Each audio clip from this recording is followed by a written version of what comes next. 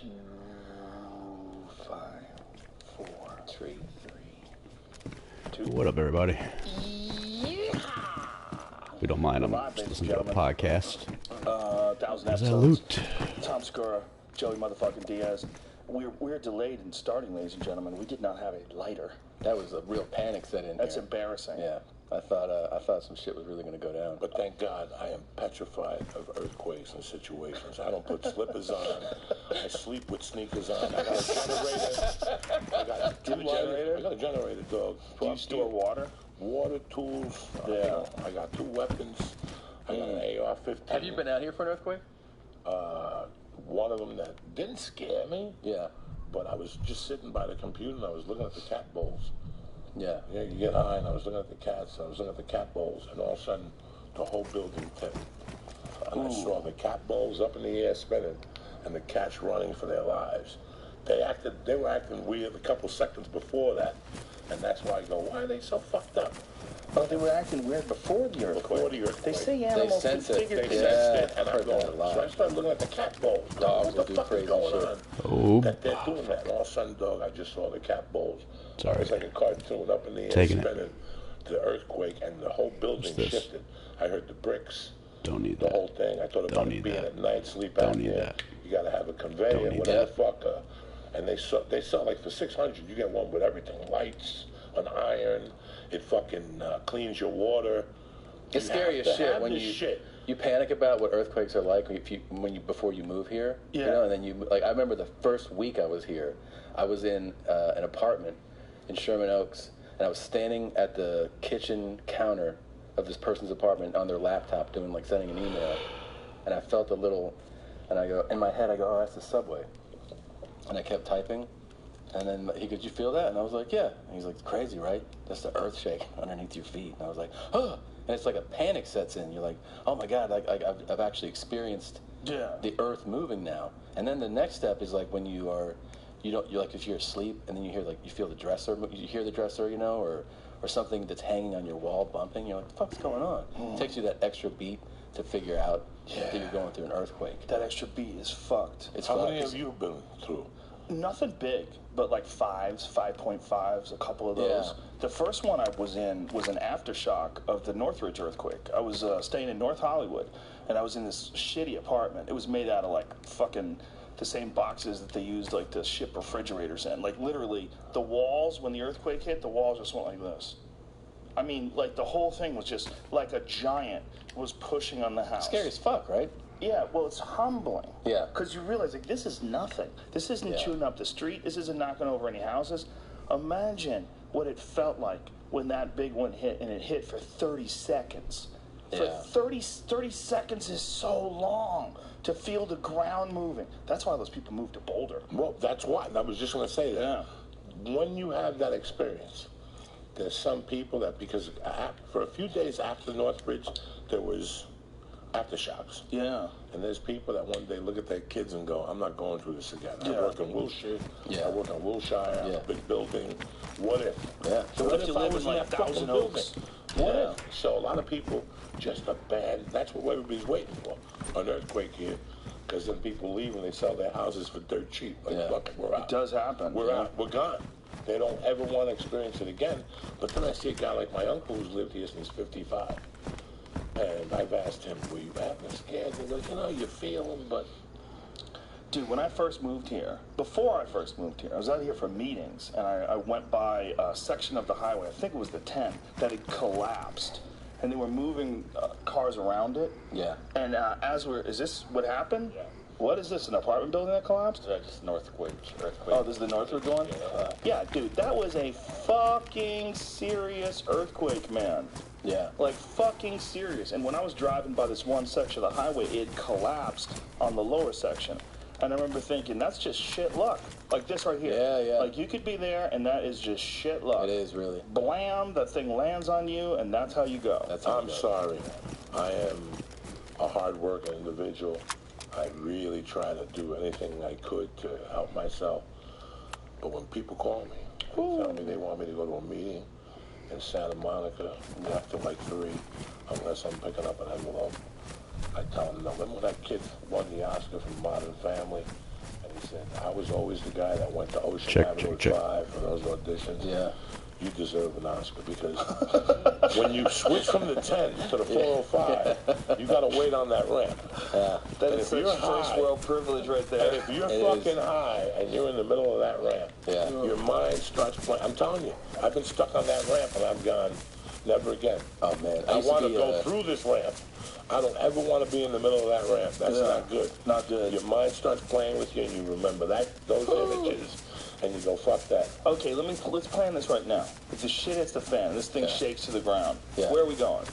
Because listen, one of the main reasons why I like being in LA is because I like you guys. Yeah, so where we're gonna all go? I like for real, like 100%. Like that was the thing that bothered me the most about Colorado. There's a lot of nice people out there, but I didn't know you guys weren't out there. You were alone. It's a weird feeling to be alone. I see you when we work together, but there's something fun about running into you guys all the time. It makes life better. We do sets at the store, the factory, and wherever we're at. It's more fun. It makes life more fun. I would do this podcast. 100%. I would do a group move to Colorado. Fuck yeah, that's what I'm talking about. I love that state. That's what we do. The group move to Colorado's the right way. You gotta remember, guys, it's not our decision in that. It could be you go home and Mrs. Rogan sits you down and go, that's it. I'm not living this again. Yeah. That's how, and in fact, I packed the bags. I'm going to Colorado without you. I'm going to a hotel. Like, some people it affects that way. Oh, yeah. That they go, like, this ends right today. Yeah. With that earthquake, you're saying? Some people I really bet if you feel it, if you feel that motherfucker, the ones that take down highways, if you feel that, you're like, oh my God. Like, and this is not even a really big one. Yeah. Really big ones change the shape of continents. True. I mean, that's the real fear. The real fear is there's a giant one, like a 10 or an 11. Part of you, by the way, always feels kind of crazy. Like when I was growing up in Florida with hurricanes, that like after a hurricane, you're like, are we staying after this? And they're like, yeah, it happens all the time. That's Florida's mentality. Like, this is shit happens. We'll just board up, get beer. Yeah, but there's something about a hurricane that, like, for whatever reason, I feel like if you're just in the basement, the top blows off the thing, and you just fucking strap yourself in like a wild ride at Disneyland. But now they give you these warnings. They're like, you're definitely gonna die. You're at the beach, and people still are like, fuck it. Yeah. They're like, oh, for sure. I had my friend's mom. His mom is like 70-something years old, and this big one was coming. They're like, this time we're not fucking around. This is a Category 5. This is going to absolutely devastate this area. And she was like, absolutely not. I've been here 40-some years. Nothing ever fucking happens. And he begged her, and she was like, no. And then it's like, you know, those reports are always rolling the dice because they'll say it's going to be this bad, and then it'll turn or it'll land different. Yeah. And it turned into like a tropical storm. She was like, see. But she was like the only person that stayed. Like everybody else, we would always bail. I don't know if you were ever there for hurricanes, but like we would always book it, man. As soon as they were like, this thing is going to land, we're like, no, there's no way. And even driving in those tropical storms was unreal, man. Like you can't see an inch in front of the car. It's like you're driving through a car wash. We had to stop once. Were you with me when Eddie did that seminar in Miami when we were working at West Palm? Did you go down with us? No. Eddie is doing a seminar in West Palm, or in Miami. We were in West Palm. It's like a half hour away. So we left to go to the seminar, and we were stopped dead on the highway. You could not see an inch in front of the windshield. It's amazing. It was fucking crazy. Yeah. It lasted for about 15 minutes, but it was just the sky opened up. The time there. All the time. We don't even know what rain is. No. We don't even know. And I never knew growing up, like in Boston growing up. Growing up in Boston, I never saw that. Yeah. We saw rain. We never saw that. Like, that's some next level. I haven't really seen it duplicated since leaving there. I saw one pretty crazy. As a child, I saw one bad rainstorm in Jersey where the clouds got dark. Yeah. It started hailing. Have you ever lived through hail in Colorado? Do you see videos of when people's cars are just getting destroyed? Yeah. And there's one guy had a film of a lake. They were watching it, and it slowly ramps up. It's like 1, 2, 1, 2, and he's like, whoa, look at the size of this hail. And then all of a sudden it's, fuck! It's literally like we're being attacked with rocks from space. Like, here, watch this. Look at this. Look at this fucking guy's pool. Yeah, there's a gang of these, man. But, like, look at this one. Look at that. That's rocks. Those are ice rocks. It fucks people's This cars is insane. up. Destroys cars. Whenever this happens in Look at the Colorado, fucking water, dude. 1,000 roofers moved to Colorado because there's work for 2 fucking years. Yeah, you get Jesus KO'd. Christ. Yeah, look at it. It's getting worse. This is insane. Dude, you get KO'd. Okay, especially if you're like a little kid. Oh, definitely. Imagine being a 5-year-old out in this. You get fucking pummeled to death. Has anybody ever died from hail? Has to have happened. Seems like it. The first week I moved to LA. The first week I moved to LA on Monday, and that Friday was the North Hollywood shootout. Oh, really? I was like, I'm not sure if this is the place for me. That was that week? That Monday I came in, I was living with Stanhope. Yeah. I went to find a job that Friday. Yeah. And there was a bunch of traffic, and they were like, nah, there's the North Hollywood shootout. I didn't know what North Hollywood was. That shootout changed policing nationwide. You know, that incident changed the way they viewed having weapons, changed their training. They never even contemplated that people would rob a bank with like fully automatic Do you machine remember the guns. scene of the guy coming out with the body armor just fucking black? And that dude was laying by a car after he was hit, just shooting up at helicopters and shit. That was fucking crazy, man. I remember that national news. That was just like a big You fucking couldn't get deal. on the 101. No, I was in the news radio break room. We were getting ready to film a scene, and we were watching it. Me and Candy Alexander huddled up together going, what? In the fuck? Yeah, man. Everybody came in. Guys, get in here, get in here. But we're all in there watching. They're like, what in the fuck? And it changed the way they, what kind of tactics they use and the equipment they give police. Absolutely. Because they had 38s back then. They still reference it all the time. Yeah, I did a ride-along 2 months ago with the Hollywood division. Dude. And the guy was still talking about it. He's like, we have this because of this shootout. And, you know, that's a lot of people say, oh, man, fucking the militarization of the police, man. This is, and there's a lot of it that's not good. You give people too much power, it's not good. Yeah. But if some shit happens like that, they need that. Otherwise, they're sitting ducks. Yeah. You know what kind of weapons you get on the streets right now? Oh, dude. You have any fucking crazy idea shit. firepower? You get on the streets, some AR-15s, you get some wild shit on the fucking street. Yeah. All you have to do is this number. It's real quick mathematics for anybody who's interested. There's 350 million people somewhere around this country. There's more guns than there are people, and they're still making guns. Every day they make guns. There's a gun-making industry. It's gigantic. Yeah. They're making all kinds of guns all over the country. Right now. Every year, like, every year they make newer, more. higher tech. They're not getting rid of any guns. No. Like all those guns for toys. Oh, give back your gun and you'll get a toy. Okay. Go And then fuck there's yourself. there's a factory going on right now. They're cranking out ARs. Kabang, kabang, kabang. And one person's like, here you go. Yeah. Some rusty old 22 for I'll for a take you teddy to a bear. fucking handball court that you get anything except like a hunting rifle. I can't believe they're playing handball still. That's how they Who's get dedicated to handball? Who's like, I'm going to be the best, When you bro. get out of prison. What do you think you do in prison? You play handball. So when you get out, you claim disability, you play handball all day, and it's a cover for you that you're a half a momo, but you play handball, and you sell guns that kill. You get a gun at a handball court for $50 that shot 3 people. That gun hasn't missed. A motherfucker shot himself.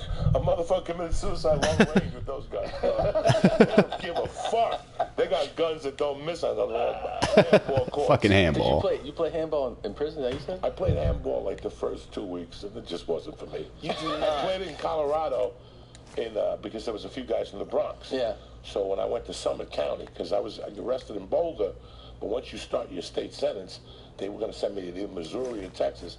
I ended up going to Summit County. Summit County is like, we don't really have bars. Yeah. Oh, no. Like, you could just do what you want here. Yeah. At night at 10 o'clock, the guard would go to Pathmark. Not Pathmark, like a supermarket. Yeah. And get us chips and sodas. What? It was like a fucking daycare. Wow. So So I you was get along with people? Everyone got along pretty well? Yeah, I hung out with a dude from the Bronx that played handball, and we became friends together. He had been on the run for 12 years, but this guy was brilliant. He was fucking brilliant. Like the shit he had done, he had driven the cops. Like, what's that movie Leonardo DiCaprio did? Catch Me If You Can. Like he was that guy. Right. And the final thing he did for them was, they caught him and he set him up on a drug sting. Like, I read the paperwork. It was brilliant. He set him up on a drug sting. He said, I know where I could go buy 10 kilos of coke. The cops actually gave him $250,000 cash to buy the 10 kilos of coke. He set it up with his friend to have a car behind the house. The car was empty. The house was empty. There was no The cops never even did a background check to see who lived in the house. Jesus. The house is empty. He went through the front and went out the back and disappeared, traveled for 10 years. And he came back to the States because his dad died and they arrested him. Wow, He took a took the chance. It's like $250,000. 10 years ago. How 10 the fuck years is he ago, going to remember me? he went to like Aruba and just played shuffleboard and handball. That's a dark world. The world of the expat and those South American like, tourist communities. Yeah. That's like that. Pretty sizable too, right? I mean, I It's feel like very there's- sizable. Yeah, All over Mexico. There's a lot of people in Brazil and I had a all friend parts of South America. that's dad was island hopping all throughout his adolescence just to avoid taxes. Just to avoid taxes. Wow. And then the crazy thing to me is that they came here, like they came back eventually. And I'm like, so is he in trouble? He's like, no. How's he not in trouble? He's like, I don't know. Aren't they going to catch him? He's like, no. What do you mean, man? Like, he's here now. Like, is that a whole new identity? No, just don't worry about it. Does he pay taxes? He says no, and he's like, No, he doesn't. He He's still blowing up his doesn't. spot. And then my friend was still like, you don't have to pay taxes. And I was like, Oh, one of "What?" those guys. One of Talk those to guys. Wesley Snipes. Yeah, no. He goes, Google it. I was like, no, Google you it. have to pay taxes, man. Google you have it. to pay fucking taxes. When that's your thing, like, just look it up, man. God damn it, pay your taxes. That's course. the worst They will advice. lock you up They'll so fuck quick. you up, of course. And it doesn't matter if you pay them. See, if you owe money to, say, like Exxon, whatever, they'll sue you. You have to pay the money. Yeah. You pay the money.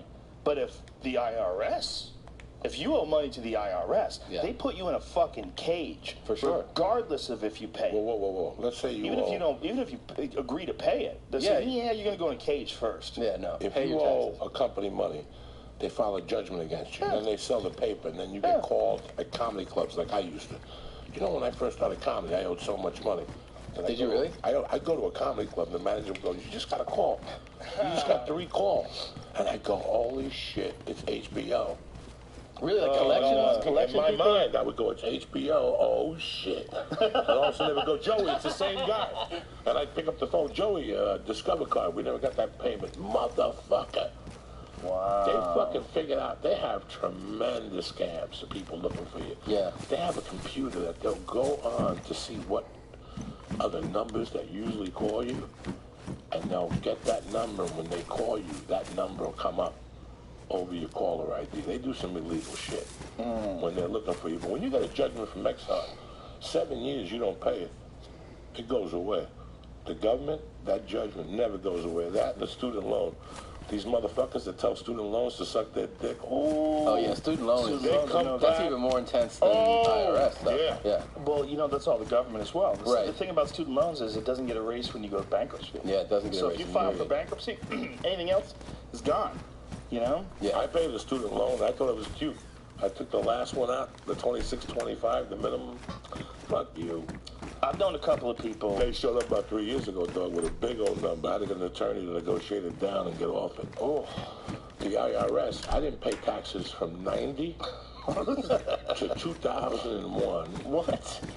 Dog, I was crazy. I was hiding. I was doing, what was I making? 8,000 a year as a road comic. Yeah, doing okay. triple runs. What am I going to file? Yeah. So I didn't file. I made money 1 out of the 13 years, or 11 years. And one day I walked in downtown. I thought they were going to shoot me in the head. I took a number. They called my name. I went back there. I told them I hadn't filed in 11 years. They asked me what I did. I talked to the lady for a half hour. She goes, we don't go back for 7. So you got 7 free years.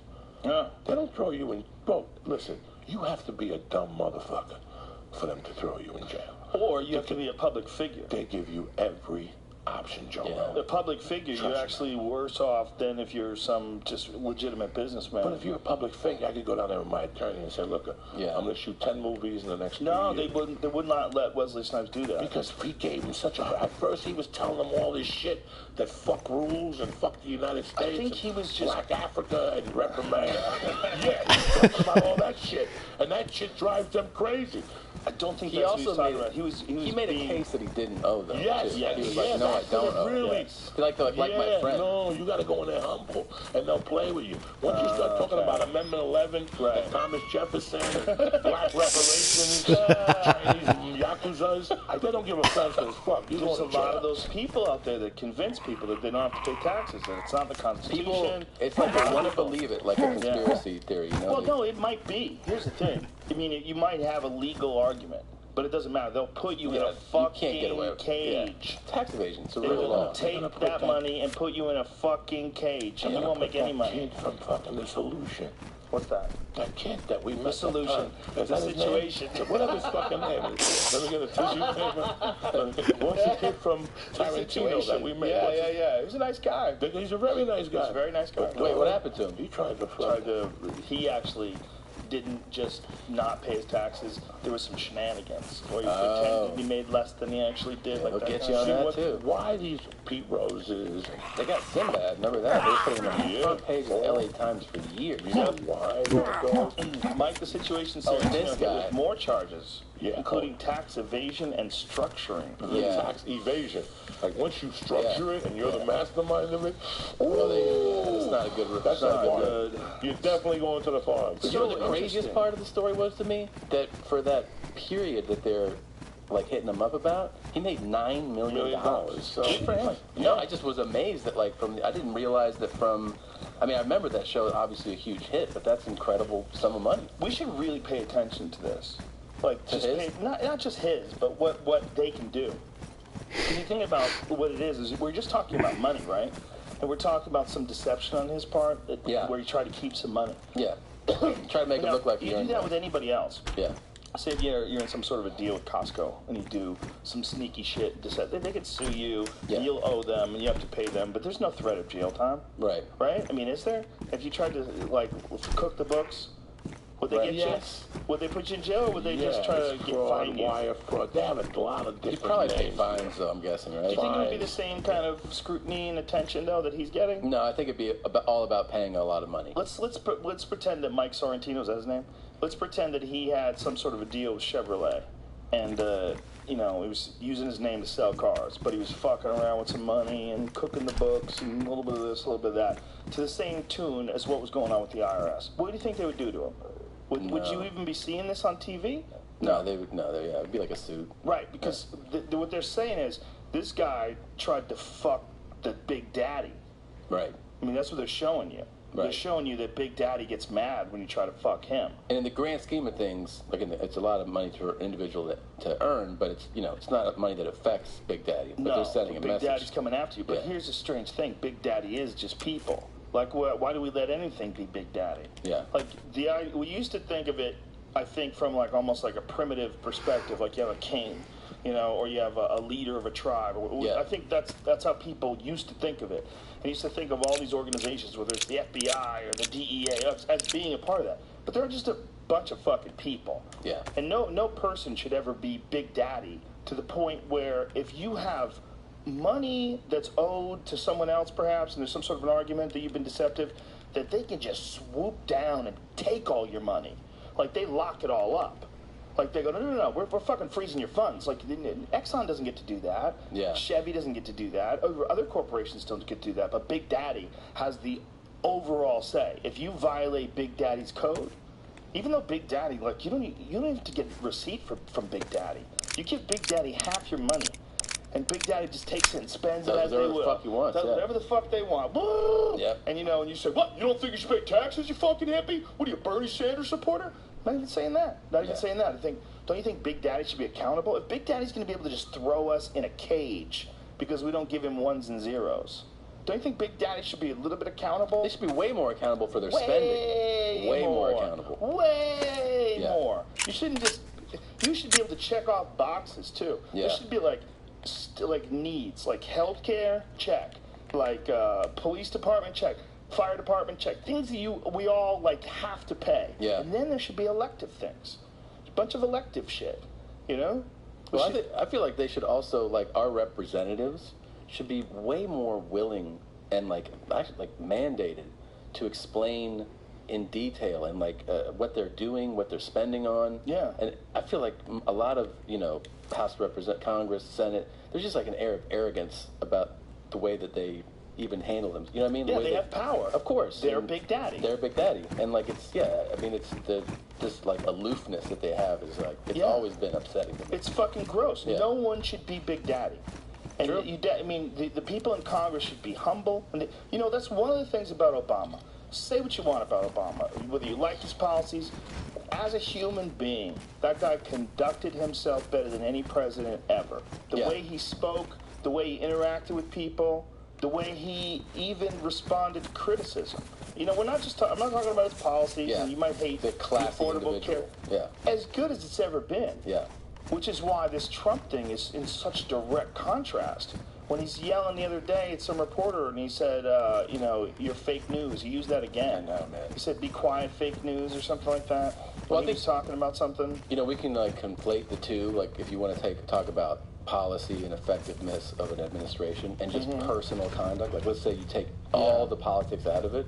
That's what bothers a lot of people to this moment still. Yeah. If you just even separate politics, which a lot of people are in favor of, just the way he conducts himself. Some people love it. Let's be honest. Some people love it. Very small amount of people love it. Right, but a lot of people are fun before he's the bothered by president. it. Yeah. You know, you were saying before, there's no debtor's prison. Yeah, There's no debtor's prison. When I first got into comedy, I was getting divorced. I was getting squeezed by an attorney. And as much as I never forget the first day I ever missed sending a payment for anything. Like, I'll never forget how shitty I felt. Terrible, right? Yeah. That my credit rating, everything I had worked all those years was going down the toilet. And then at that point, I said, if I'm walking on ice, I might as well dance. I mean, I was just buying cars and fucking around. And you know what? They couldn't throw me in jail for all that shit. But one night, Discover closed my account. Yeah. And I went home and opened up my drawer, one of those, because when you want coke, you get fuck Einstein. You get creative, Jack. I went home and I opened up a drawer and I saw those checks, those free checks that Discover sends you. Yeah. When you first went to get the card. I had a bank account at Bank of Boulder, whatever it was called. I had my car financed through there. I went in there, I had a 24-hour drive-through. I went in there at 1 o'clock and signed that check over to myself for $1,000. I waited for 2 seconds, and all of a sudden that envelope came out with 100, with 10 hundreds. I peeled it, did 90 out of that. Monday at 9:01, Discover called me and said, you got an hour to bring that fucking money back, or we're going to charge you with fraud. Ooh. And I was put up against the thing. I went to the bank. I told them it was a mistake. I didn't know. And one lady said, you know what? I'll take that 1,000. I'll give you the 1,000, but I'm going to put it into your car loan and raise the payments by $25. For every 1,000, it's $25. And that's the only reason why I didn't go to jail for that fucking thing. So they don't put you in jail for being in debt. They put you in jail for deception. You know how they get athletes and entertainers? You know what their biggest downfall is? When they go to Comic-Cons and those autograph signings. Oh, they don't get paid for those. Or they get paid for those that don't report. There's two things. There's the people who get $5,000 flat, and you take pictures all day. Then there's the people that get $10 for their T-shirt and $15 for a headshot and a smile. Yeah. Those $15 go in your pocket, bro. You know what I'm saying?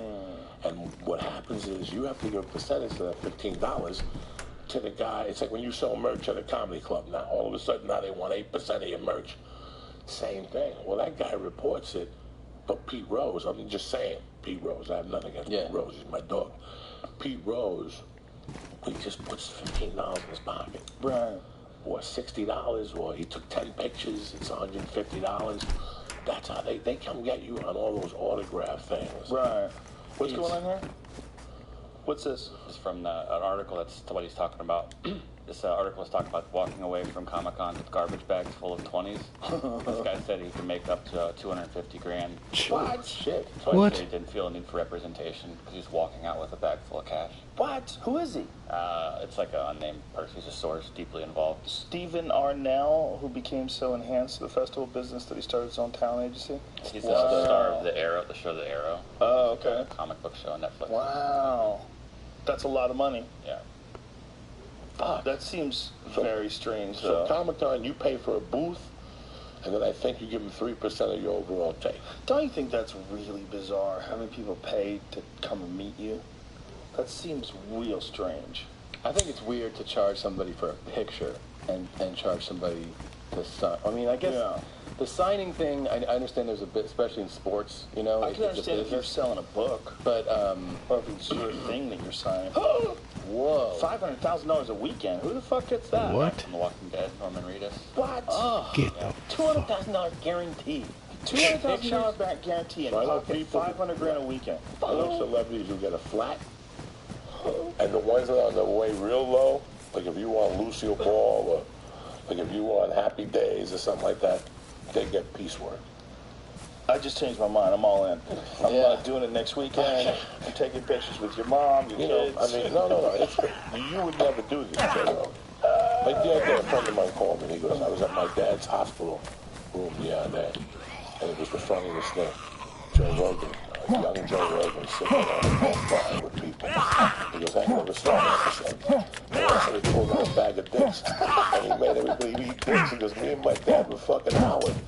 You know, for some people in 10 years, they're going to come to you and say, can I take a picture for $10? I love Fear Factor. We love, and you sit there going, what the fuck are you talking about? Take a picture. No, I understand that. I think it's a bad relationship. It is, but some people, when they go to Comic-Con, Yeah. they take their whole savings out. They're ready to go down I'm there. sure. I understand and it's a that. shame. I It's understand a that. fucking shame, but I there's don't have people any who do it to problem make with a it. living. What are you going to do? I don't have any problem with it. I don't have any problem with people doing it to make a living. No. But I was just saying that's how you get nailed. That's how they nail you. Don't you forget think, though? to report that. Could you see yourself doing that? I'm too embarrassed. That's what I'm saying. Listen, when I was a coke fiend, I couldn't sell CDs after a show. So what does that tell you? Why couldn't you? I'm just too embarrassed. Oh, wow. I have a hard crazy. time. I'd rather shake your hand and hug you and get the fuck out than you not come up to me because I'm selling a $25 CD. Yeah, that's a funny thing about you, Joey. You know, I've been friends with a lot of guys that had substance abuses. Like I told you about my friend Johnny back in New York. And one thing that you both had in common is that even though you had like these issues, there was never a point where I felt like I couldn't trust you with something. You know, like you never would sell anybody out. You would never, you know what I'm saying? Like you're not a type of person who would do something to hurt somebody else so that you could profit because you were sick and you needed drugs. That was never you. You always had like a strong code of ethics. If not, get out there, you were worth nothing. I was a junkie that had problems, but when Ari started telling people, he's a junkie, but he pays his bills. Yeah, well, you know, people were like, what the fuck are you talking about? Yeah. You were just a guy struggling. Oh, I hope there's a And helicopter I crash up here. recognized in you a lot of what I had seen That'd in be my sick. friend Johnny. Is that there's a lot of people that are brilliant people that, for some reason, the fabric of society just doesn't fit them. Just there's something about getting up in the morning and going to a job, and you know whatever it is about the way they were raised, the experiences that they had, just who they are inherently from birth. Whatever the factors spots are, up here. There's certain people that just can't do the regular thing, and they just need to Where it find could this other be. thing. For you, it was obviously stand-up, and once you found that other thing and became successful at that other thing, that's when the whole thing changed. That's when you were, I mean, it was really proof positive. I mean, for sure you learned a lot of things about life. You got older, you got wiser, you know, but I think a big part of you becoming more comfortable and more relaxed and becoming who you are today is that you started becoming successful as a comedian. And when you started becoming successful as a comedian, like 10 years ago, things started really ramping up for you, a noticeable relaxing of you, a noticeable change. Because you realize, like, oh, this is what I'm supposed to be doing. The problem is when this isn't working. And then you think, well, maybe I should go back to selling cars. Or maybe I should get a job in a factory. Maybe I should do something 3 or 4 nights a week, just bartend, make a little extra money, lighten up the load on the family. That when those types of things start fucking with you, and that's when you start doing coke. That's when you start getting crazy. That's when you stay up late. That's when you fuck off. That's when you make big mistakes. True, though. Like That is true. You're upset. You're in the wrong groove. It wasn't the external struggles as much as the internal struggles. Or maybe all of it together This combined. November is going to be 10 years that I haven't done a line of coke. I still remember being in Cobb's. That's amazing. With you the January after the November. And you're like, you haven't done it in 60 days. And I wasn't sweating it out. Yeah. But I still wasn't trusting myself. Right. I thought I could snap at any minute. Some chick with hot tits with a gram of coke and tell me off. Yeah. You know that? But it's never, so I'm going I've up never on even 10 done years coke, and I'm suspect.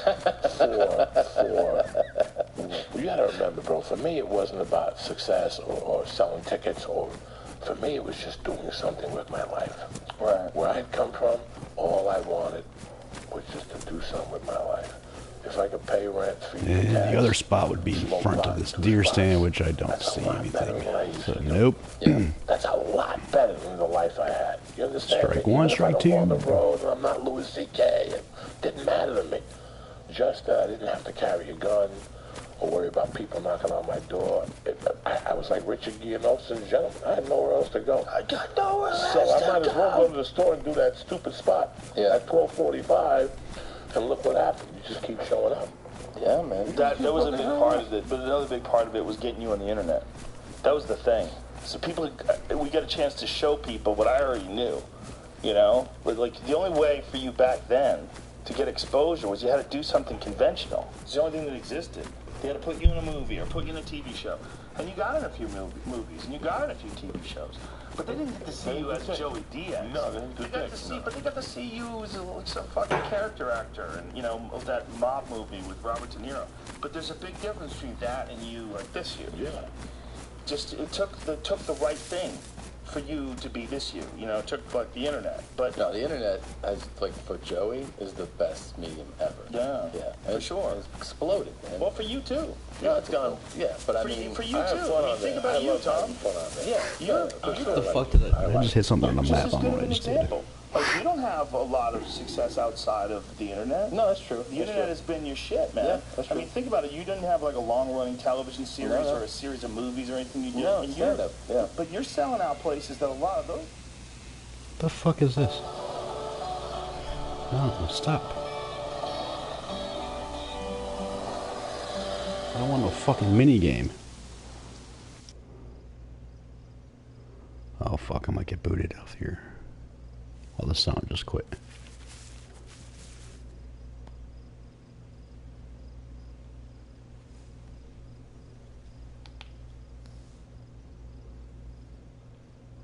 Fucking ad. Guys can't even fuck with. No. Yeah, that's true. All the time because of your podcast, which is, if you haven't seen it, it's your podcast with your wife. It's one of my favorite podcasts. It's so.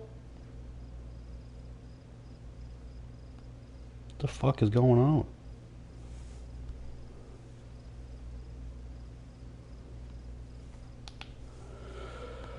Oh, good lord.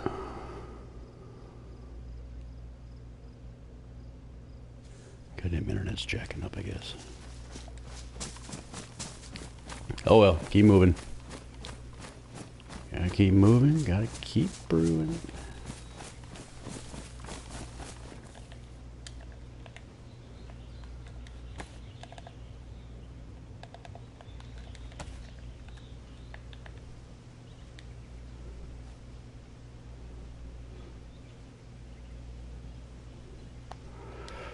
I gotta fix this. Usually, conspiracy theories start Oh, with like a good lord. kernel of truth. Stop with You know, your the whole- fucking self.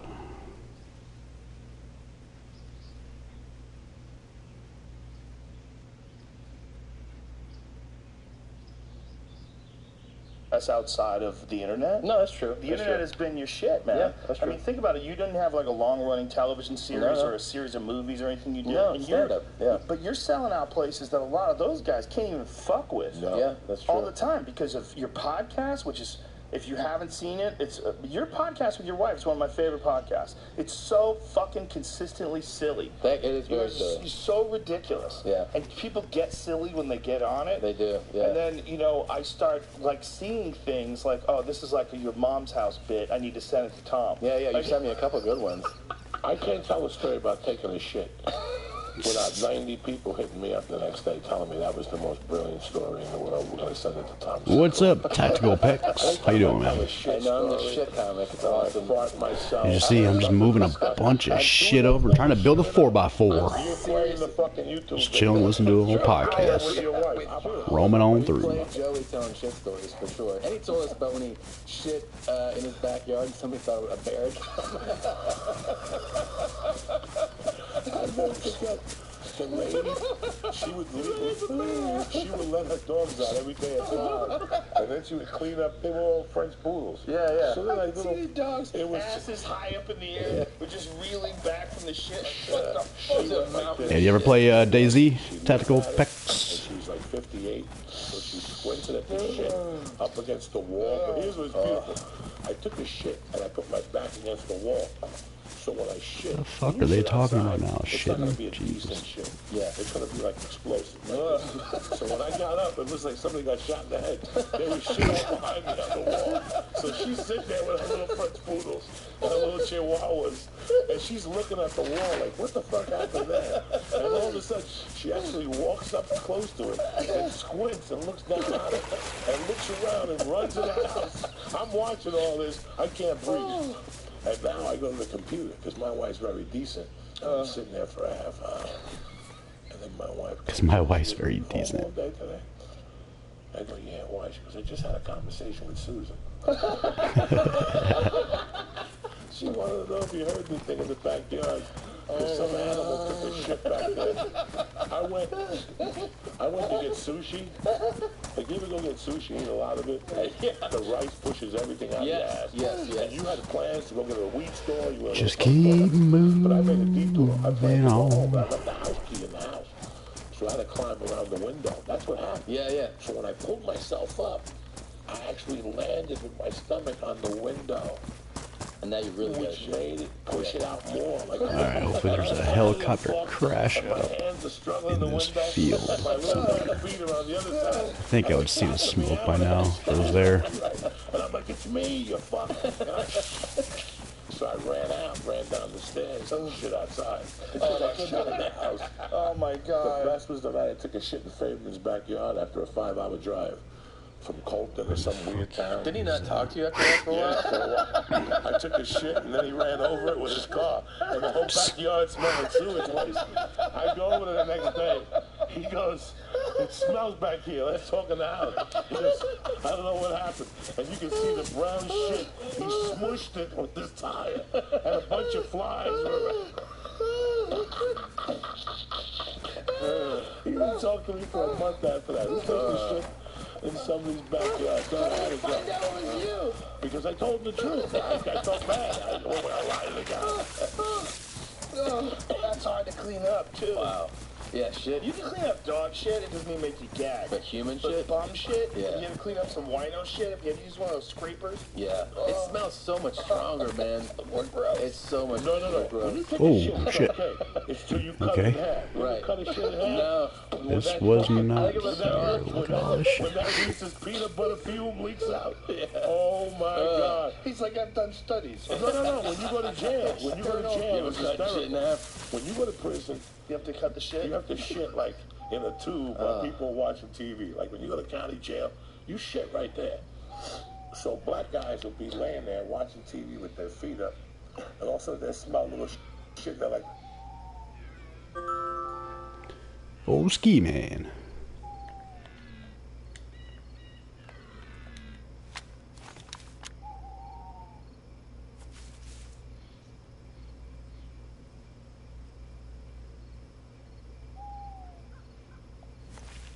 Alright, I don't know if somebody's here or not.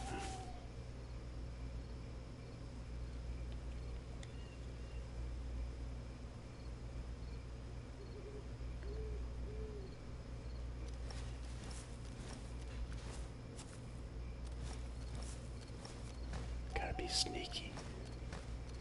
'Cause I really don't want to fucking die.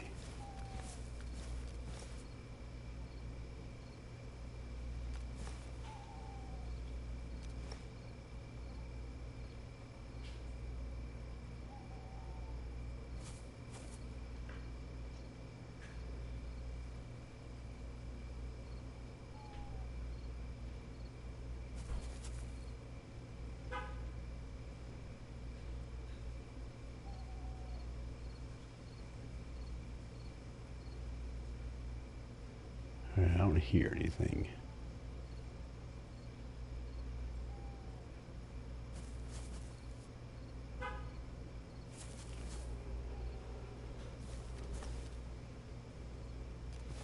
Wish I had a better close range fucking gun.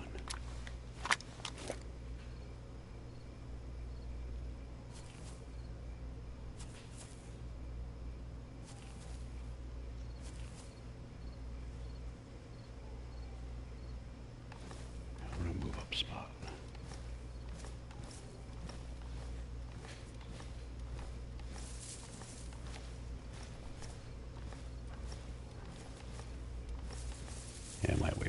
pitch black to walk in because I got fucking night vision. It's unlikely they do. Alright.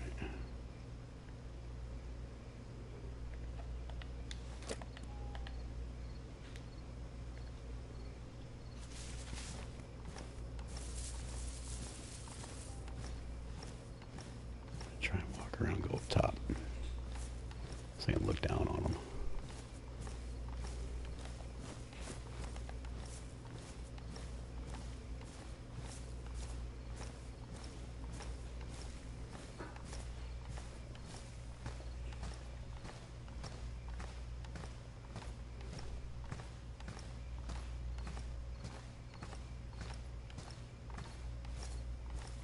This would be one hell of a score.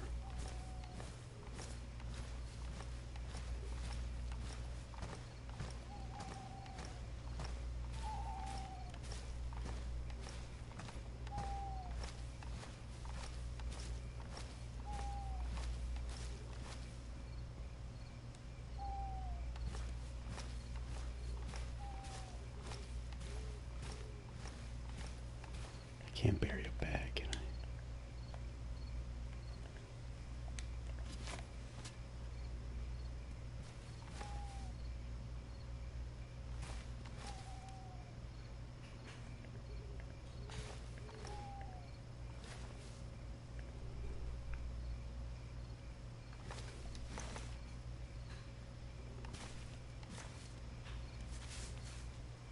No.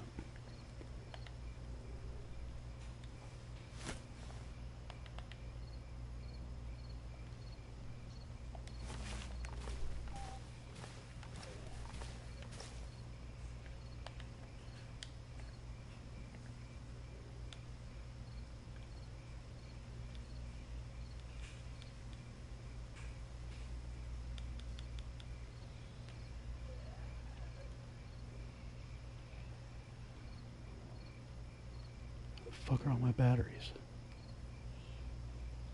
This fucking game, I swear to God, dude.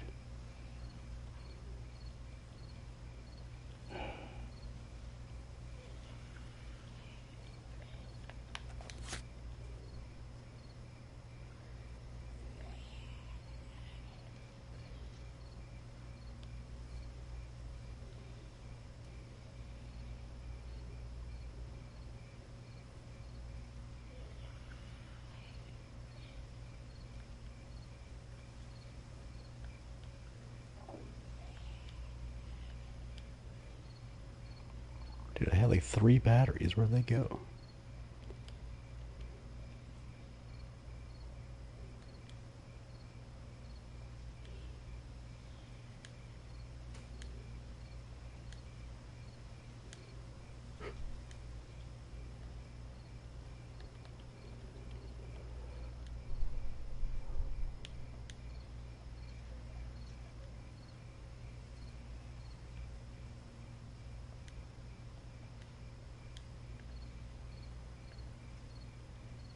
This motherfucking game, I swear, dude. It pisses me off sometimes.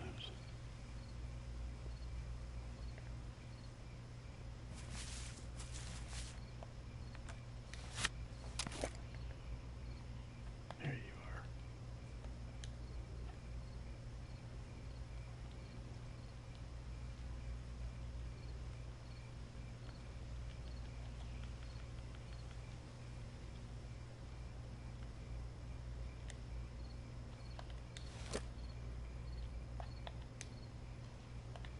Come on.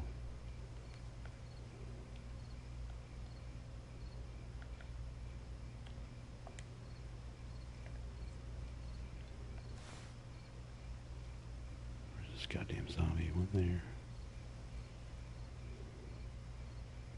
Whoa, there's lights. I just saw lights.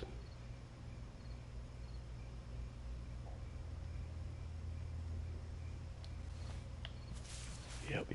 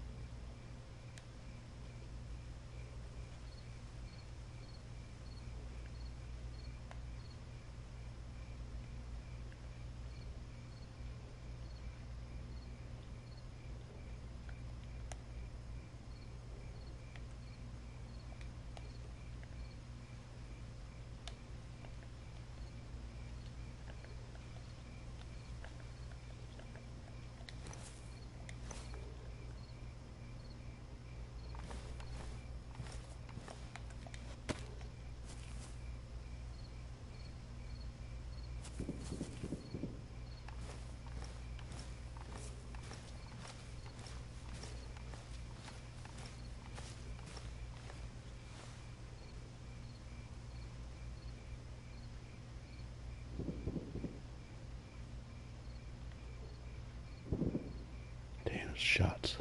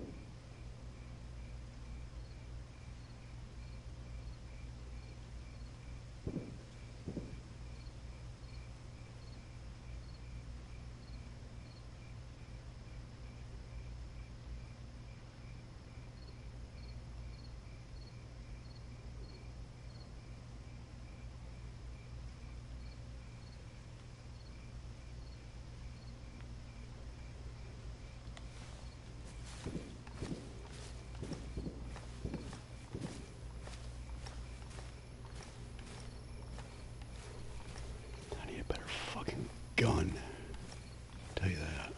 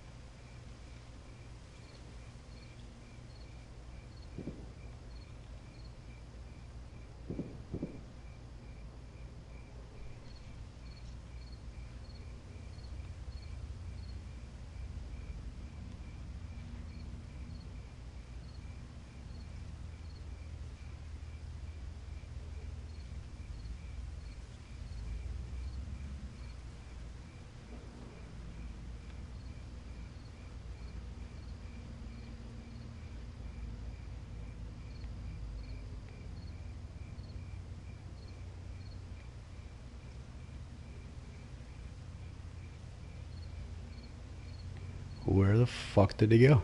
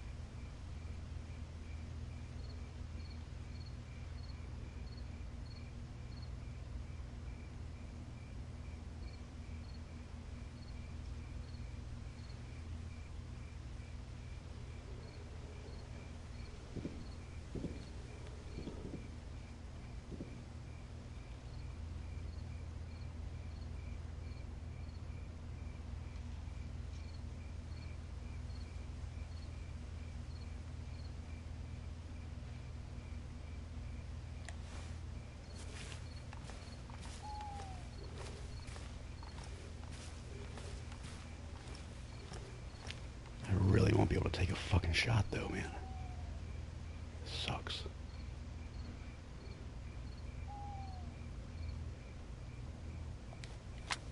Can't do shit with this. What am I do with this? Let me take a shot of this? It's fucking ridiculous.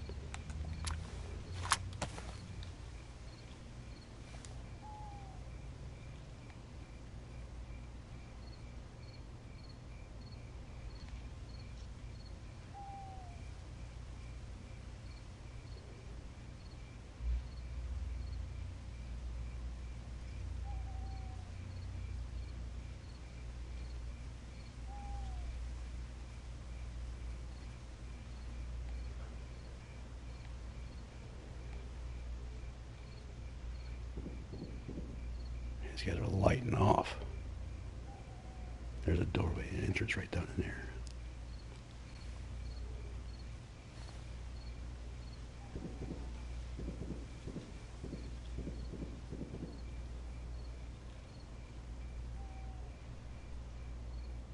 Guess I have a fucking landmine. Nope.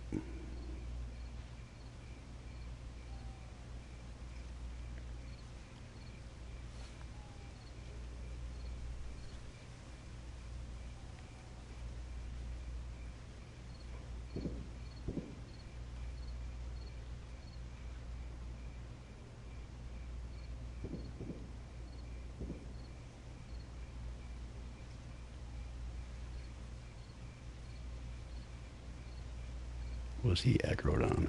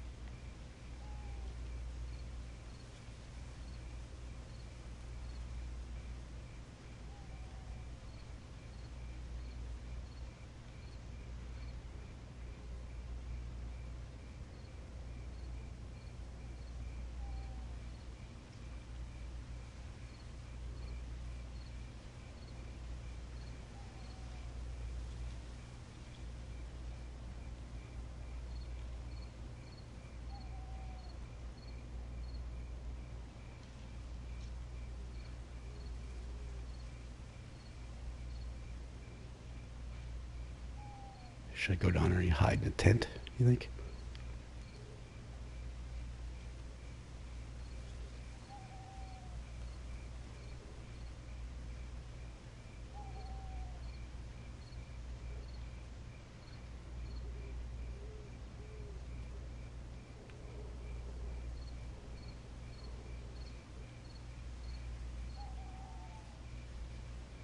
Yeah, there's somebody over there. No, there it is.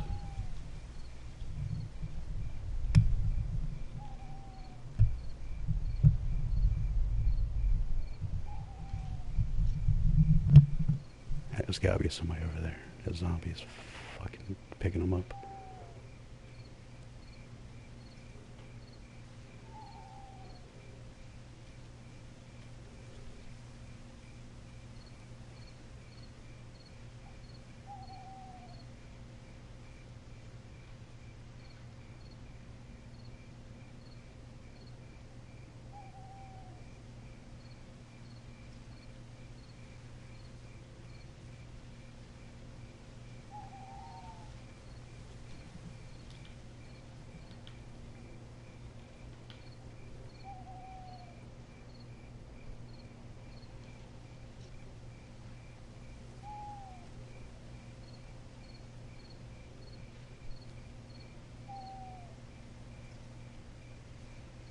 Fuck, there's a road right behind me.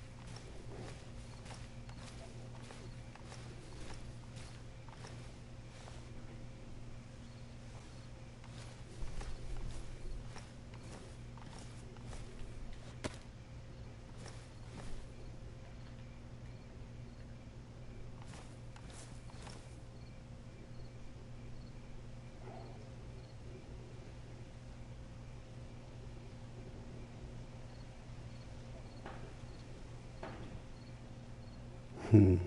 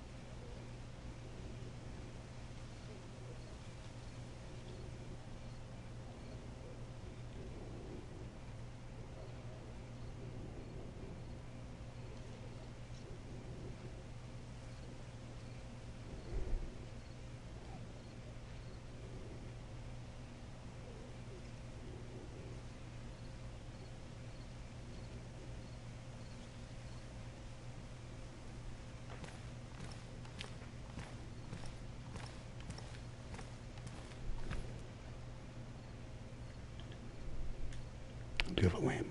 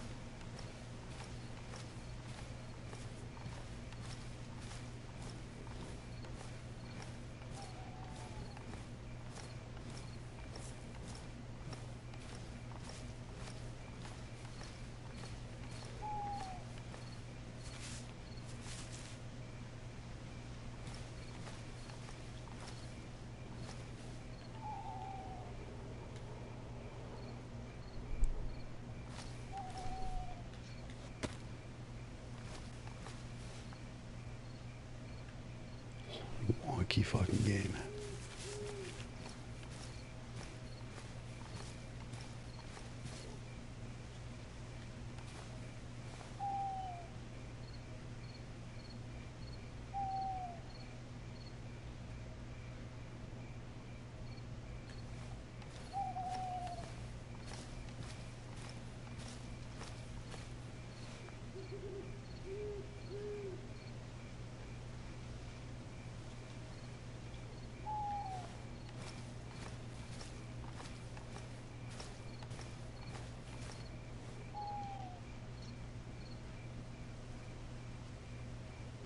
Just doing a bit of recon for right now.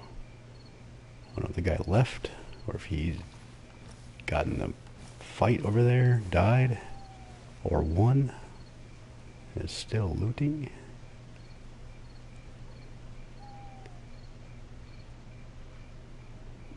They would be coming down that road.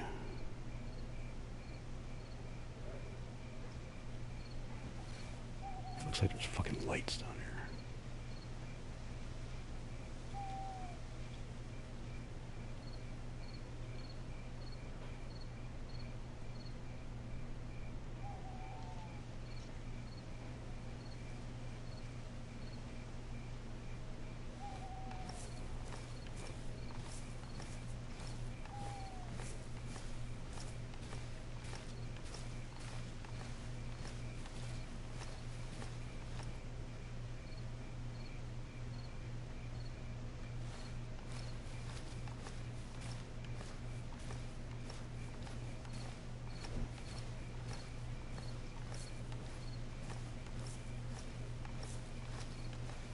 Sit right in here.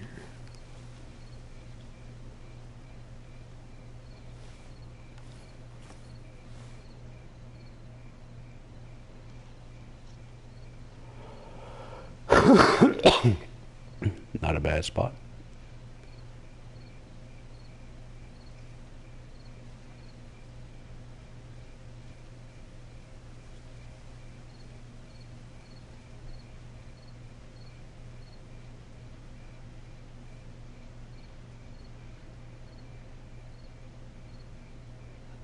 Just saw one guy moving. He had 2 guns.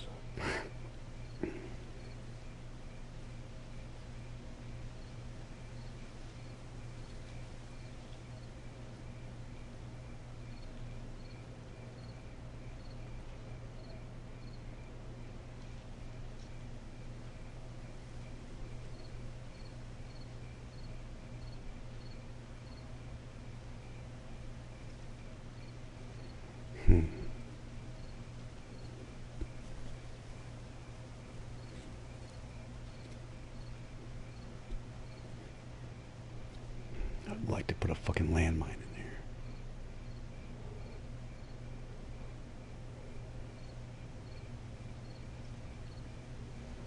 But doing this solo is sketchy.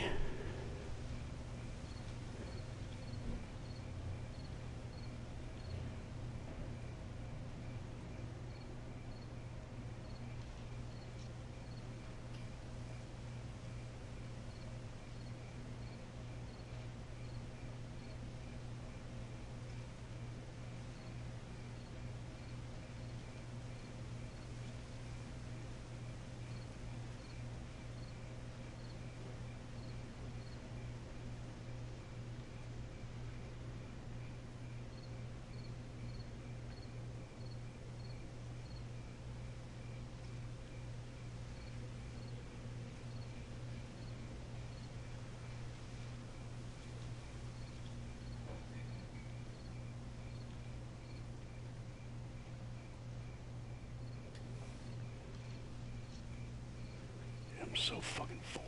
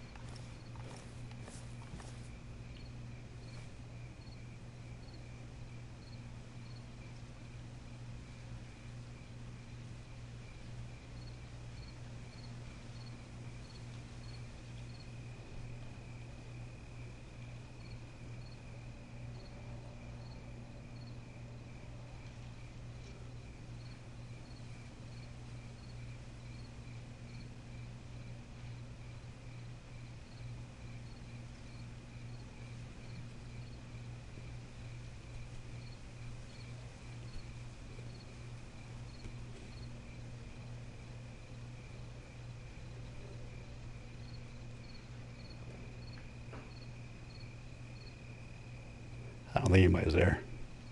I really don't.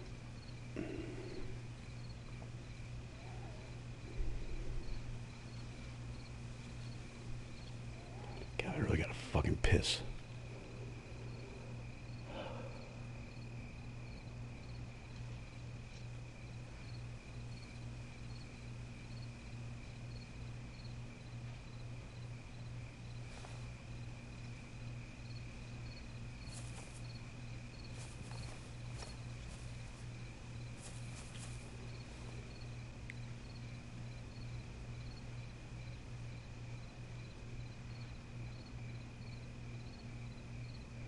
I gotta piss so fucking bad. God damn it. I don't want to be thinking about that if I go down there. I mean, I could be a nice guy and just go on about my fucking way, but fuck that. I ain't that goddamn nice. And I need some shit. I want one of them fucking tents.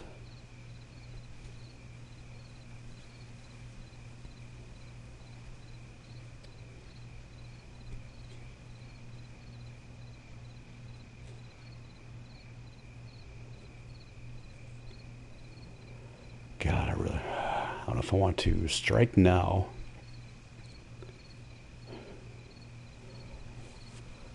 Or hold up somewhere and get prepared.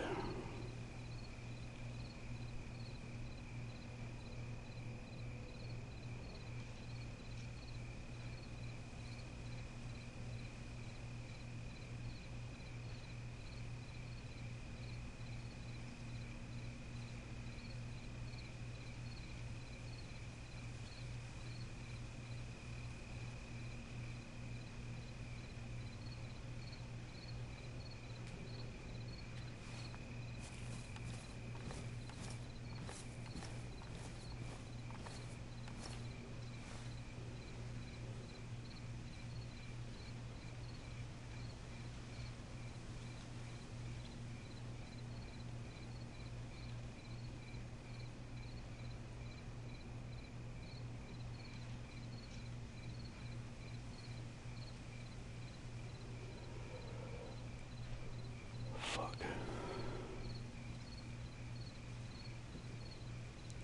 Still shots going off.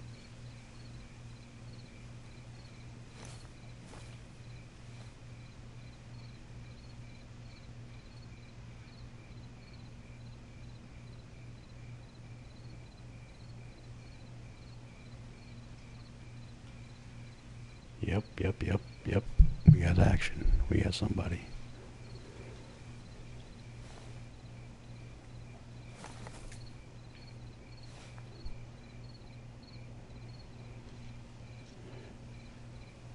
How many do we got down here, buddy?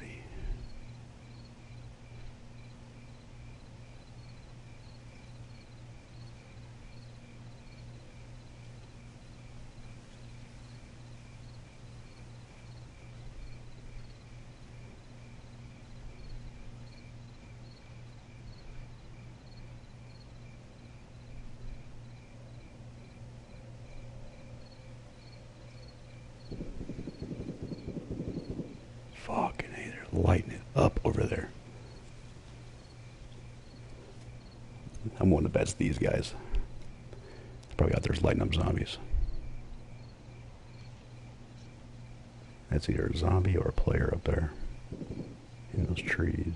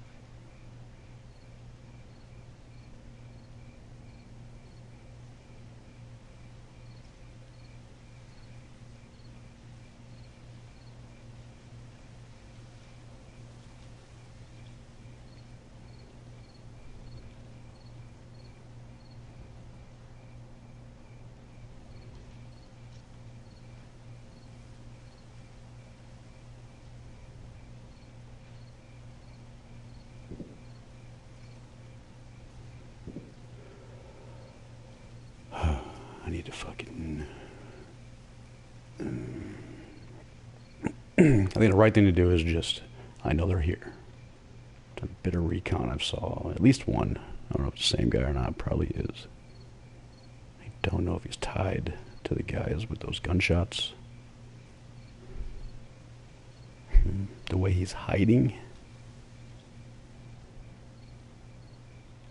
he might not be.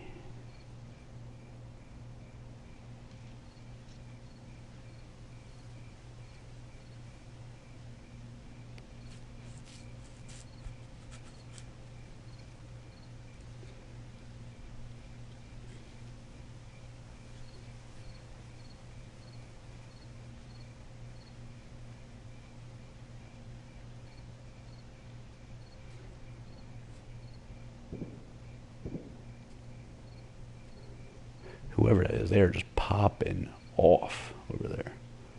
That little bastard, he's still in that fucking barn. I know he is. And that's not just one person's camp.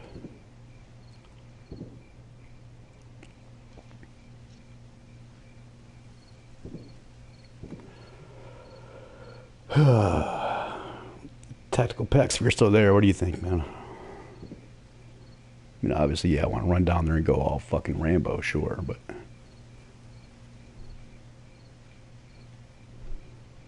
they're not going anywhere, I know that.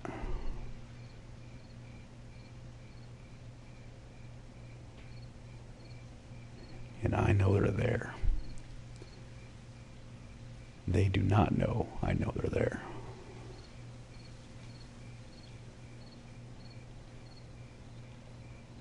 I'm not that well fitted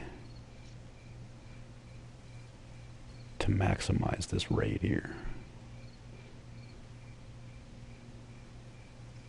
I would like another person, maybe two with me.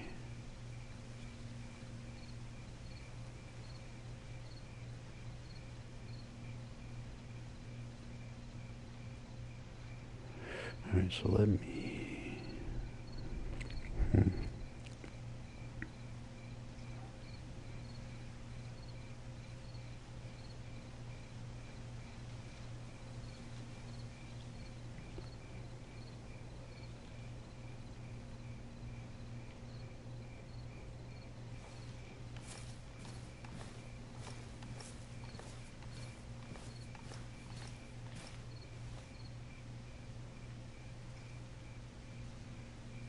Fuck my bag go.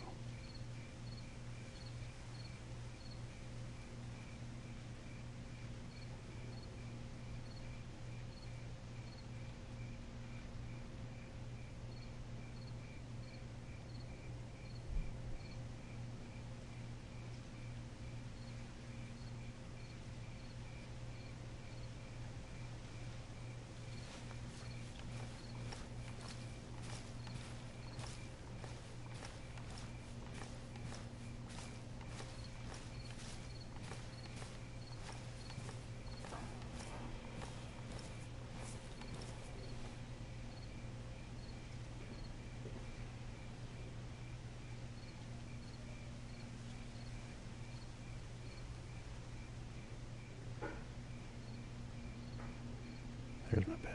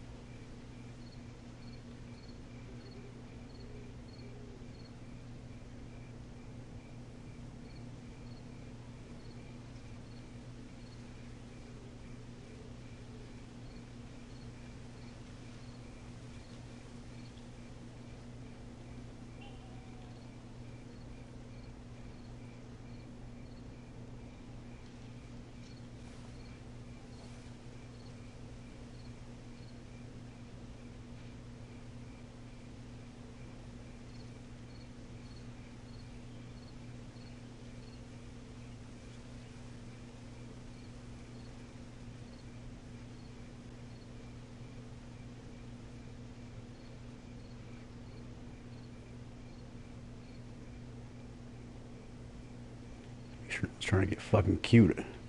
Sneak up on my ass.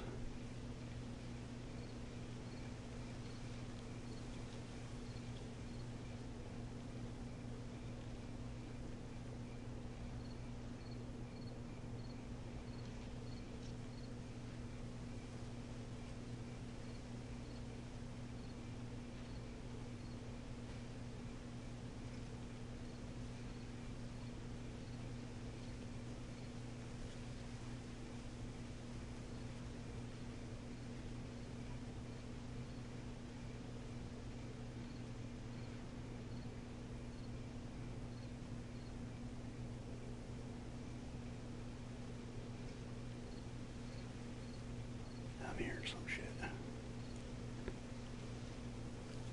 Alright.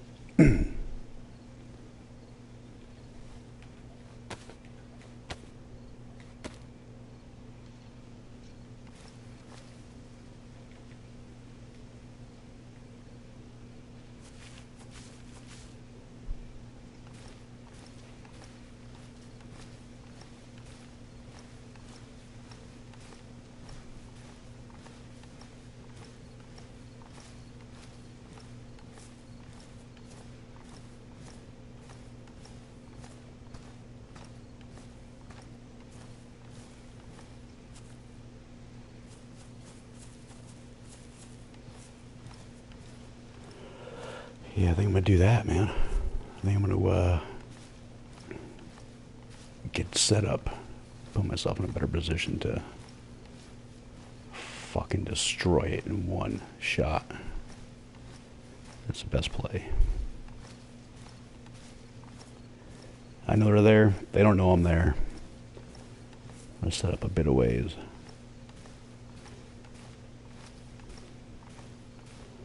Someplace I really don't have any need to go to, like up this road here.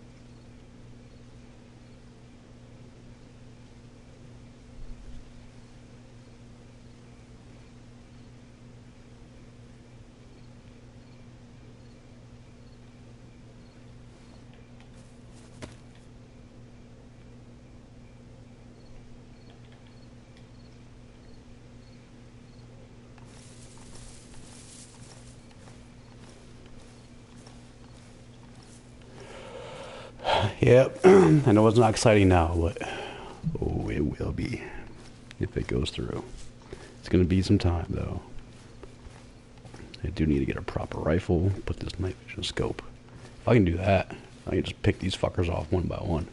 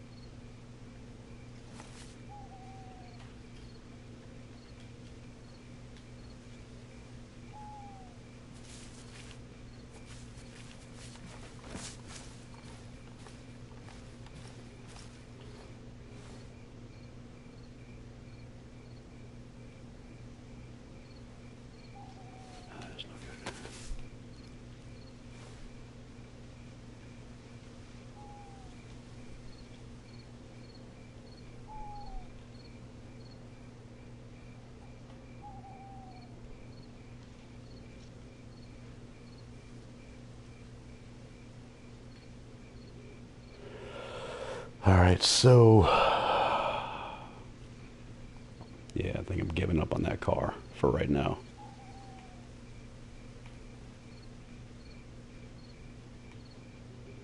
Just for right now. The spot's way too fucking active anyways to properly build a car. So that can't happen. So I was kind of hoping my buddy Ski would jump into the damn chat, but I guess not.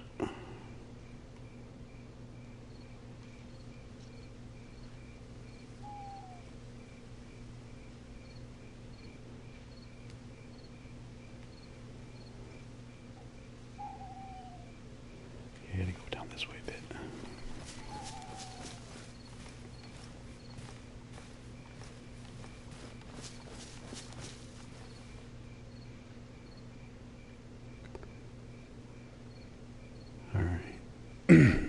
So I'm fairly well kind of hidden up here a little bit, maybe.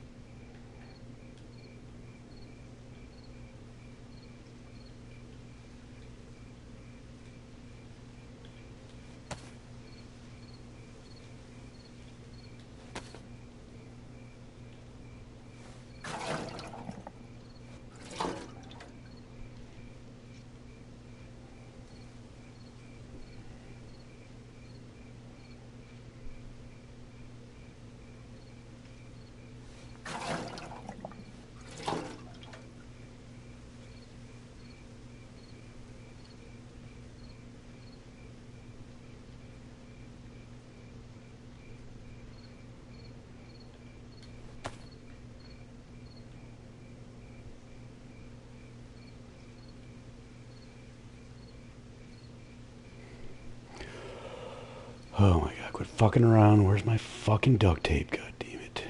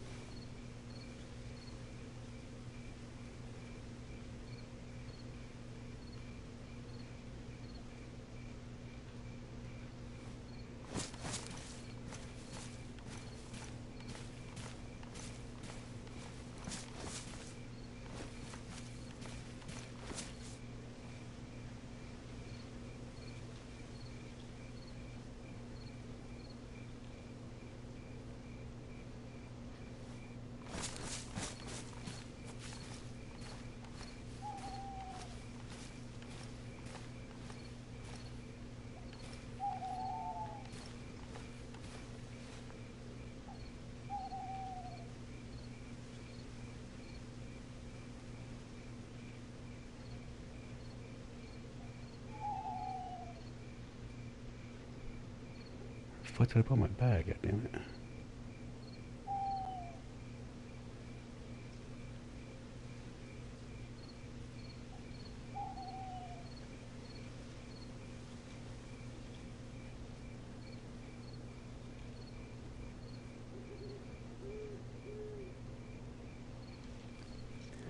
If I can set this up right and stay busy, I can take their entire camp out tomorrow, like efficiently, and have loads of shit. Loads of shit.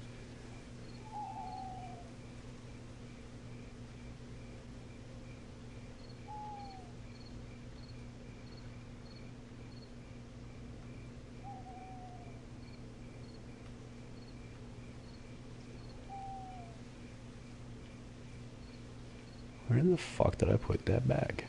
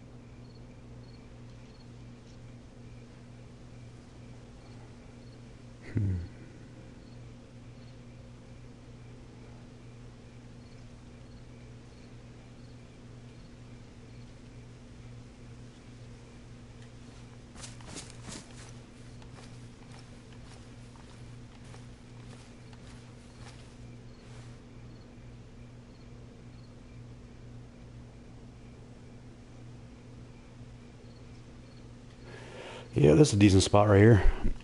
I'll set up here for a little bit. I need to get some tools and make some crates. Yeah, try to devise a plan. It all starts with finding my fucking bag. Where's my bag?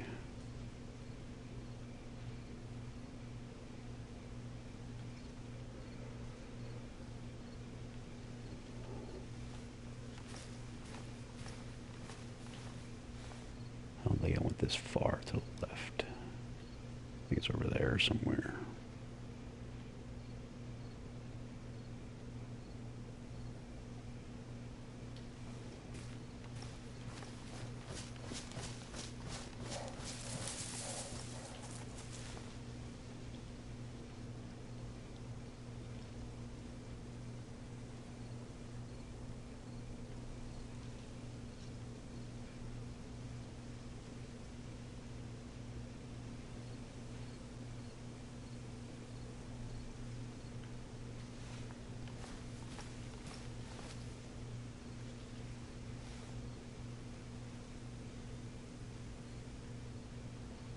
Son of a bitch, where's that bag? I really don't even need it. If I lose it, fuck it, whatever. I'm not going after that car anyways.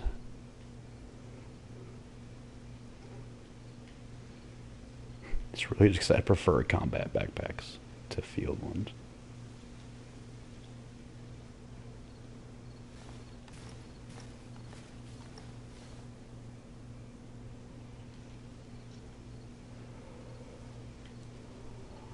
Fuck it. If it's gone, it's gone. Oh well. I got a whole new agenda now.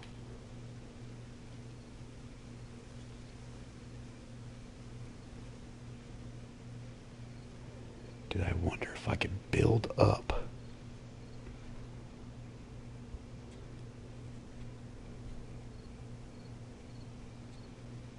Nah, that won't be any good.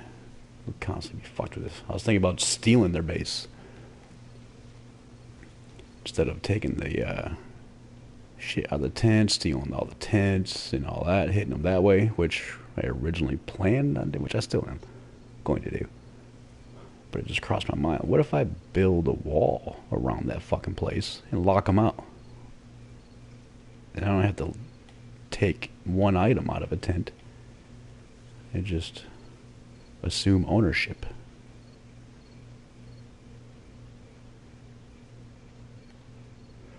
But that'd be no good because they'd constantly fuck with us. Like, constantly. So, was that gloves?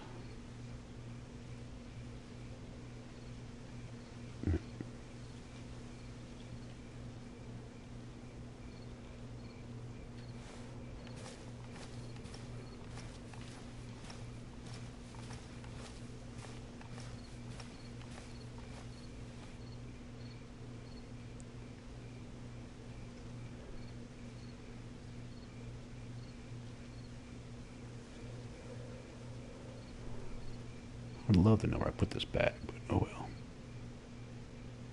well. Oh shit, my shovel's in there. I need that. That's right.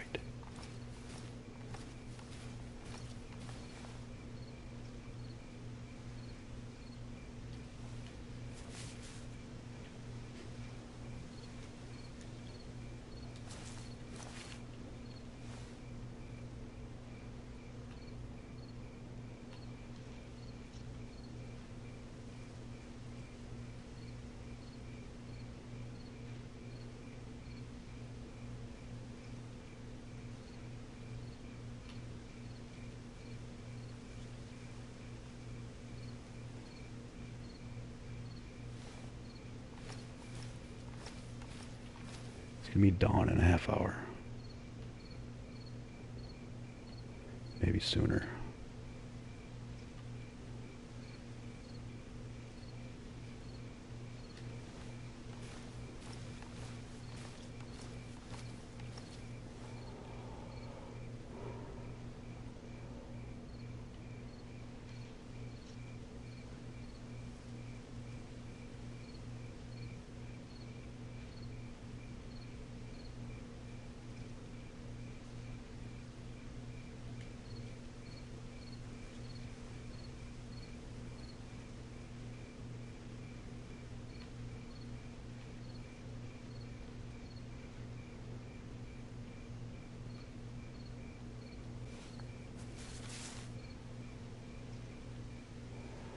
Daylight's a coming.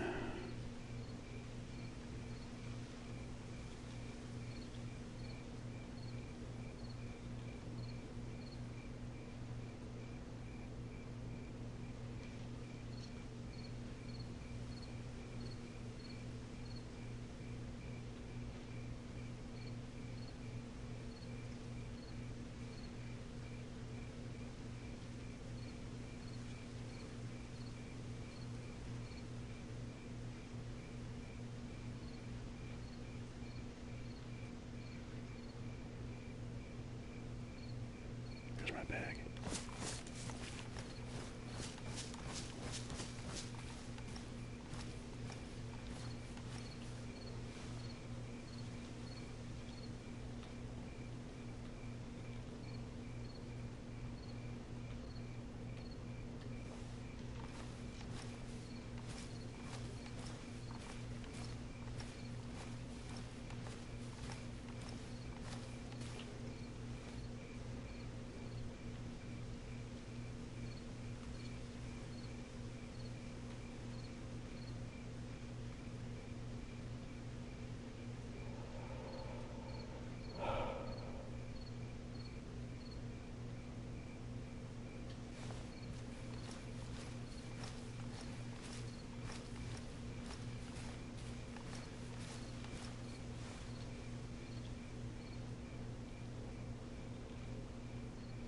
Fuck.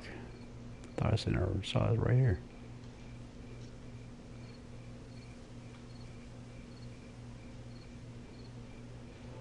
Well, I guess I'm not that concerned about it.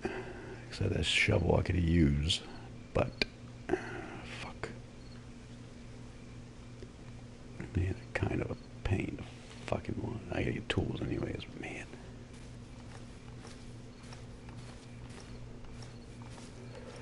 Just gonna delay this fucking raid.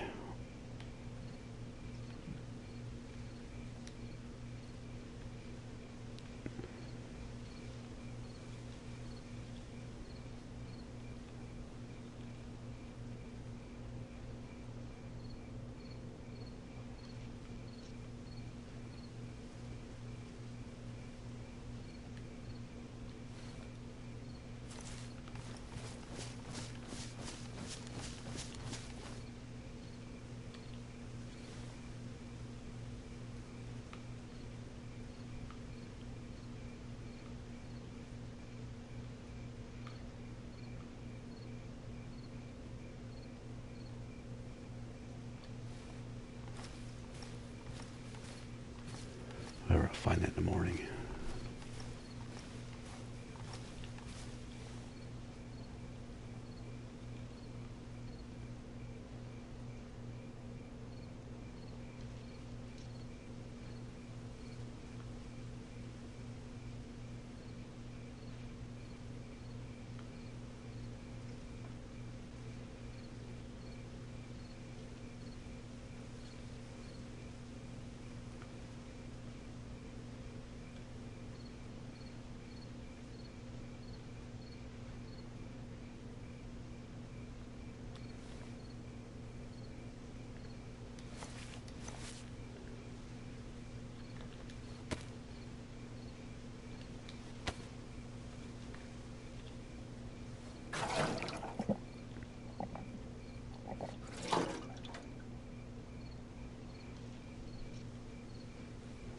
Alright, I gotta piss.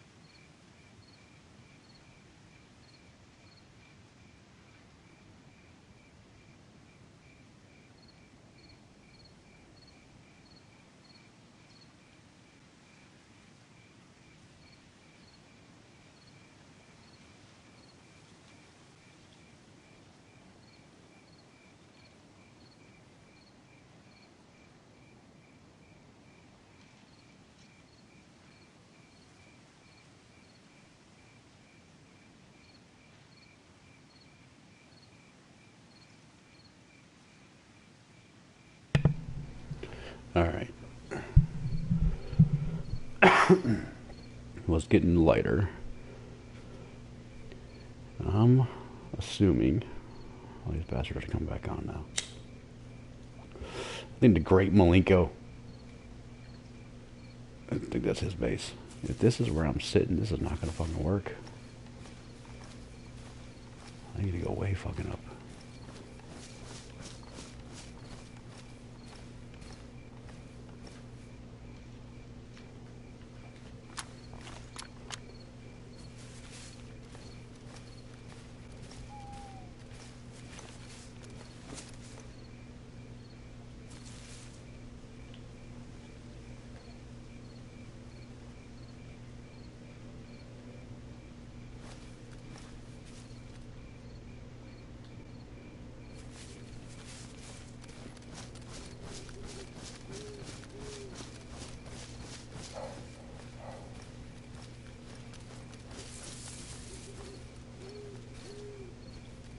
Yeah, I think this spot right here would be alright.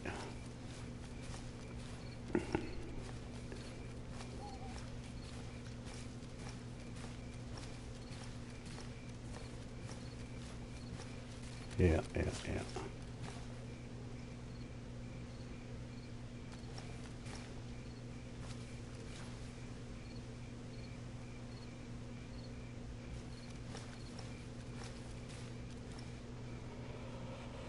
Alright, this is home for a second until we can steal a better one.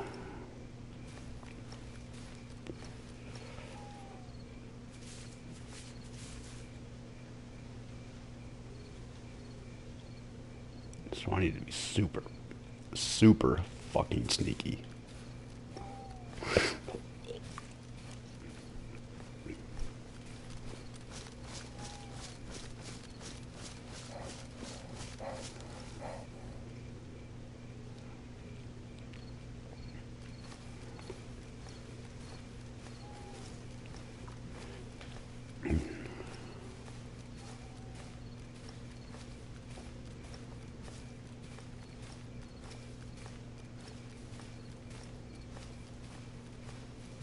I would really love to know where I put this fucking bag.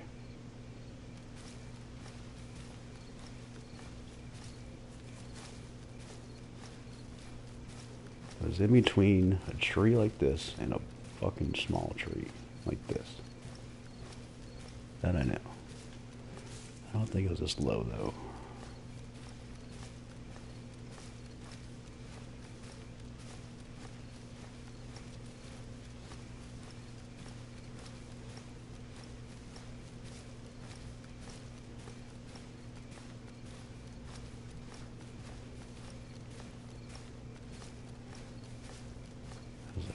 Yes, perfect. Just like this. Guy, I know how to hide shit so well. Almost too good.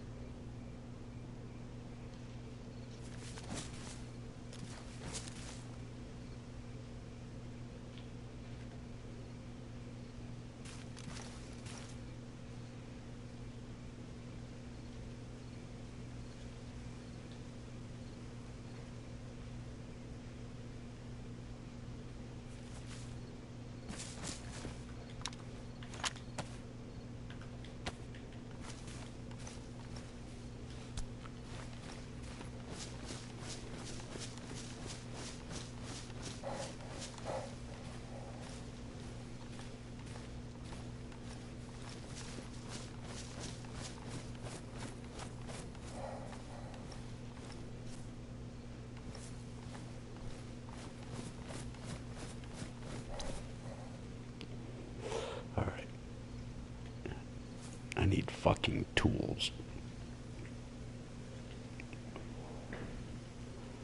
I know I need that. I don't need this. I don't need this.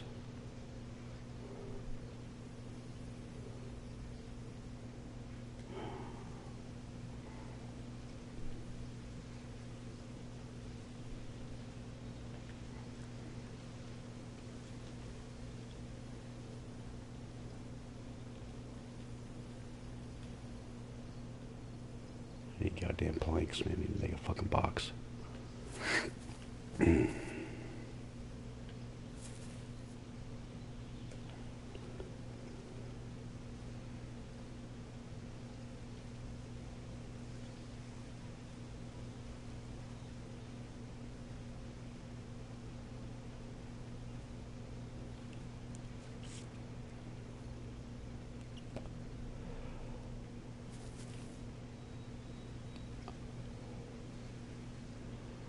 And I have a sea chest in the server, but fuck, it's way the fuck over by like Bernzino.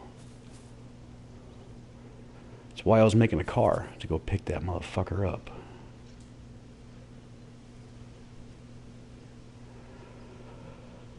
But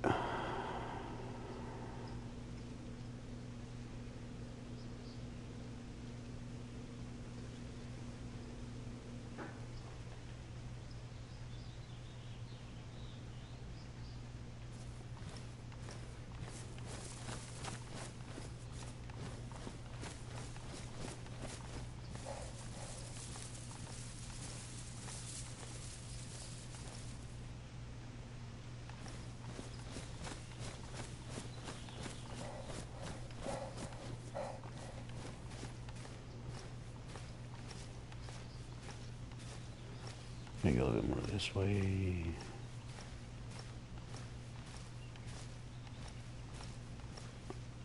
Now right here should be good.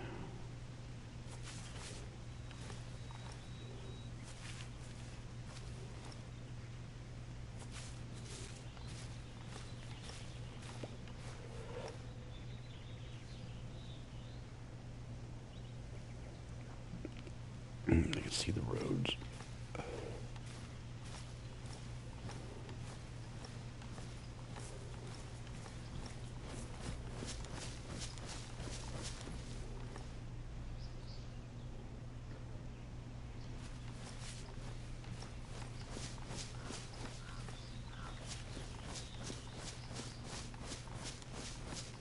Oh, it's right in here, these 3 trees. Boom, boom, boom.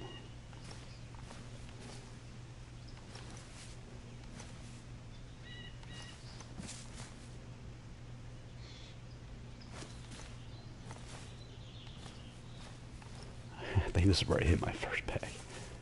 Jesus. Fuck that.